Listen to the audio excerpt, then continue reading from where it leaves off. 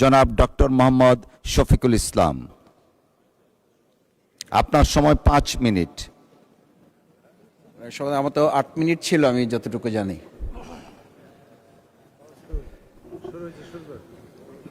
আসসালামু আলাইকুম। মাননীয় স্পিকার, আপনাকে ধন্যবাদ। আজকে আমি মহান আল্লাহর দরবারে শুকরিয়া আদায় করি এবং আমার প্রিয় পটুয়াখালী 112 বাউফল 2 আসনের যারা নির্যাতন, নির্মম এবং হামলা মামলার শিকার হয়েও ভয়কে জয় করে ন্যায় এবং ইনসাফের প্রতীকে ভোট দিয়ে তারা আমাকে বিজয় করে এখানে কথা বলার সুযোগ করে দিয়েছে। মাননীয় স্পিকার, আপনি জানেন আজকে আমরা যখন এখানে দাঁড়িয়ে কথা বলি তখন আমাদেরকে এটা ভাবতে হচ্ছে যে আমরা কথা বলতে গিয়ে আবার বিগত 17 বছরের কোনো একটা বৈষম্যের মধ্যে পড়ে যাচ্ছি কিনা। কিন্তু আমাদেরকে এটা ভাবতে হচ্ছে আমরা যখন এখানে দাঁড়িয়ে কথা বলছি, আমাদের কথা বলার সময় শহীদ শরীফ ওসমান হাদি ইনসাফের পক্ষে কথা বলার সময় বলেছিল, আমার প্রতি যে জুলুম করবে আমি তার সাথেও ইনসাফ করতে চাই।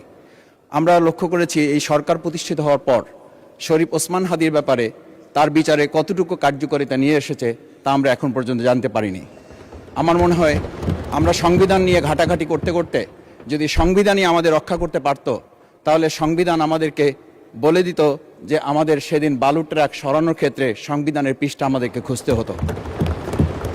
সংবিধান যদি আমাদেরকে রক্ষা করতে পারত, তাহলে 72-এর সংবিধানের আলোকে আজকে আমাদের এখানে থাকার কথা না।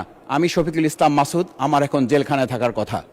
সংবিধান যদি মানতে হতো, তাহলে আমাদের মাননীয় প্রধানমন্ত্রী বাংলাদেশে থাকার কথা না, ওনার দেশের বাইরে থাকার কথা। সংবিধান মানতে হলে বর্তমান স্বরাষ্ট্রমন্ত্রীর এখন দেশের বাইরে থাকার কথা ছিল। সংবিধান মানতে হলে যে বাচ্চাদেরকে আজকে এখানে শিক্ষা দেওয়া হচ্ছে, দীক্ষা দেওয়া হচ্ছে, কিংবা তাদেরকে কোনো কোনো ক্ষেত্রে জাসদের সাথে তুলনা করা হচ্ছে, সেই বাচ্চাদের নিয়েই আমরা এই সরকার দলের লোকদেরকে, সরকার দলের সম্মানিত নেতৃবৃন্দকে আমরা চোখের পানিও ফেলতে দেখেছি। আবার কাউকে কাউকে কথা বলতেও শুনেছি যে এই সমস্ত বাচ্চাদের, আমরা তাদের শিক্ষার্থীদের আন্দোলনের সাথে আমাদের কোনো সম্পর্ক ছিল না।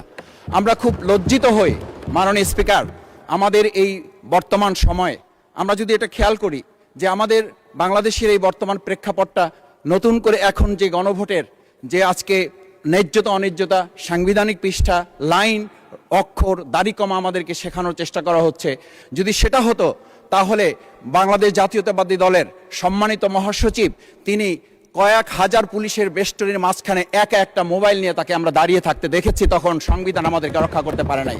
মাননীয় স্পিকার, আমি 350 মামলা নিয়ে 7 মাসের ব্যবধানে, আপনিও আমার 2-1টা মামলাতে আপনি আমাকে সহযোগিতা করেছেন, সেটা এই সুযোগে ধন্যবাদ জানাতে চাই। আমার 350 মামলা জামিন করতে 7 মাস সময় লেগেছে, আমার বের হতে সময় লেগেছে 4.5 বছর।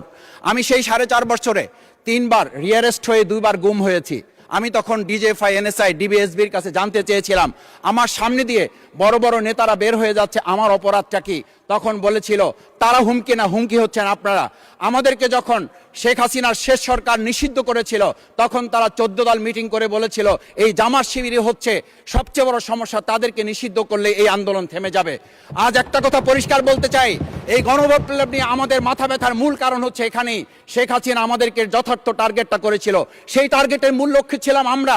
আমাদেরকে বলা হয়েছিল একটা গুলি করলে একটা সরে বাকিগুলো লড়ে না, সেই লড়ে না লোকগুলো ছিলাম আমরা মাননীয় স্পিকার, যার কারণে আমাদেরকে তারা ভয় পায়। আমরা এখন বর্তমান সময় ভিডিও দেখতে পাই যেই শেখ হাসিনা বাইরে থেকে বলেছিল আমরা এই দলকে ভোট দিতে বললাম, আর সেই দল আমাদের সাথে আবার বিশ্বাসঘাতকতা করেছে।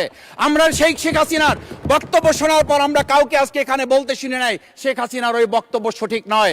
এই মানুষ প্রতারিত হয়েছে, বেইমানি করা হয়েছে।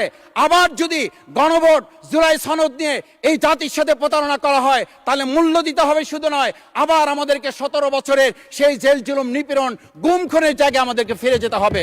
আমি মনে করি পরিষ্কার বক্তব্য, গণভোটের প্রতি সমর্থন না জানিয়ে জুলাই সনদকে যদি আজকে ইগনোর করা হয়, তাহলে আমাদেরকে কিন্তু আবার সেই গুম খুনের আয়নাঘরের দিকে আমাদেরকে ধাবিত করা হবে। আমি মনে করি গণভোটের বিরোধিতা করার অর্থ হচ্ছে আমরা আয়নাঘরকে সমর্থন করতে চাই। গণভোটের বিরোধিতা করা মানে হচ্ছে 70% মানুষকে আমরা অন্যায্যভাবে তাদেরকে আবার ধিক্কার জানাতে চাই। আমি এখানে স্পষ্ট বলতে চাই, আপনারা যেমন 51% সমর্থন নিয়েছেন, 70% প্রায় জনগণ কিন্তু গণবিপ্লবের, গণভোটের পক্ষে তারা রায় দিয়েছে। আপনাদের চেয়ে সেই 51%-এর তুলনায় সেই 70% প্রায় গণভোটকে যদি আপনারা ইগনোর করেন, তাহলে আমি বলবো আমার বাউফল, আমার পটুয়াখালী শুধু নয়, গোটা বাংলাদেশ আবার জেগে ওঠে এই গণভোটকে তারা কার্যকর করতে।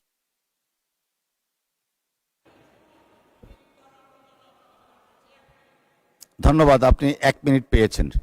স্পিকার, আমি পরিষ্কার এই কথাটা এই জন্য বলছি, আজকে সংবিধানের লাইন ধরে ধরে যদি আমাদেরকে এই কথা জানতে হতো, তাহলে আমাদের নেতৃবৃন্দকে ফাঁসির মঞ্চে যেতে হতো না। আমার মতো ছোট মানুষের কাছে সে সময় ডিজিএফআইয়ের কাছে প্রস্তাব এসেছিল, আপনারা কি চান, মন্ত্রিত্ব চান, দেশ পরিচালনা চান, সবকিছু দেওয়া হবে, শুধু শেখ হাসিনার নীতিতে আপনারা আসেন। সেই নীতি তো ছিল 72-এর সংবিধান, সেই নীতি নিয়ে আজকে কেন এখানে এত কথা বলা হচ্ছে? আমরা পরিষ্কার জানি, আমরা যদি সেই 72-এর সংবিধানকে ভালোবাসি, তাহলে এখানকার নেতৃবৃন্দ এবং মরহুমা বেগম খালেদা জিয়া নিজে বলেছিল, আমরা সুযোগ পেলে এই সংবিধানকে আমরা ছুঁড়ে ফেলে দেব। সেই সংবিধানের প্রতি আজকে বর্তমান সরকারি দলের কেন এত প্রেম জাগ্রত হয়েছে, এটা বাংলাদেশের মানুষের জানার অধিকার আছে। আমি আমার প্রিয় বাউফলের মানুষের প্রতি ভালোবাসা, শ্রদ্ধা জানাই। যেই বাউফলবাসী আমার দাবি আদায়ের জন্য, আমার এলাকার মানুষের অধিকার আদায়ের জন্য এখানে দিয়েছে, আমি সেই অধিকার। ধন্যবাদ মাননীয় সদস্য। এই পর্যায়ে আলোচনায় অংশগ্রহণ করবেন খুলনা 4 আসন থেকে নির্বাচিত মাননীয় সংসদ সদস্য